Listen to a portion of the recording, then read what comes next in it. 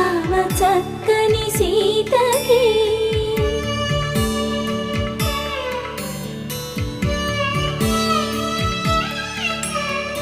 ఎర్ర జాబిలి చేయి